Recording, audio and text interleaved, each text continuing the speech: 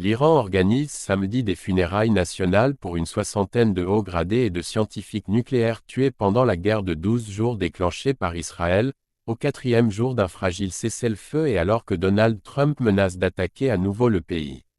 Vendredi, le président américain a affirmé que les États-Unis mèneraient, sans aucun doute, de nouvelles frappes en Iran si le pays enrichissait l'uranium à des niveaux lui permettant d'obtenir des armes nucléaires. Il a aussi accusé le guide suprême iranien, l'ayatollah Ali Khamenei, de manquer de reconnaissance, affirmant lui avoir évité une mort affreuse et ignominieuse. Je savais exactement où il s'abritait, et je n'ai pas voulu laisser Israël ni les forces armées américaines, de loin les plus puissantes et les plus grandes du monde, mettre fin à sa vie, a martelé Donald Trump dans un message extraordinairement virulent sur son réseau Truth Social, se vantant d'avoir infligé une raclée à l'Iran.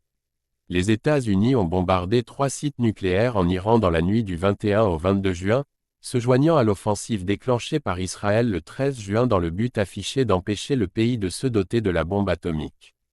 Israël a agi au dernier moment possible face à une menace imminente contre lui, la région et la communauté internationale, a encore affirmé vendredi sur X le chef de la diplomatie israélienne, Gideon Sa'ar.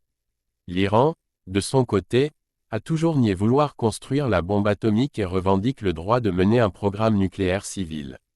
Téhéran a aussi démenti qu'il allait reprendre les négociations avec les États-Unis sur son programme nucléaire, comme l'avait soutenu Donald Trump lors d'un sommet de l'OTAN. Irrespectueux et inacceptable. Si le président Trump souhaite réellement conclure un accord, il devrait mettre de côté son ton irrespectueux et inacceptable à l'égard du guide suprême iranien, le grand ayatollah Khamenei, et cesser de blesser ses millions de partisans sincères, a écrit sur X le chef de la diplomatie iranienne, Abbas Araghchi.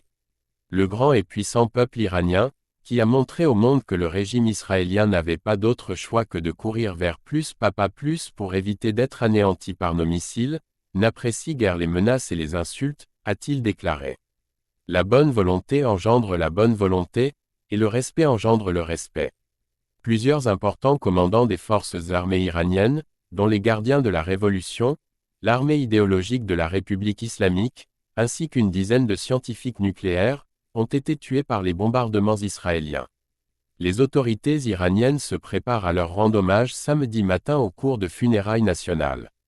Samedi sera un jour historique pour l'Iran islamique et l'histoire de la Révolution, a déclaré vendredi à la télévision d'État Mohsen Mahmoudi, un responsable religieux pour la province de Téhéran.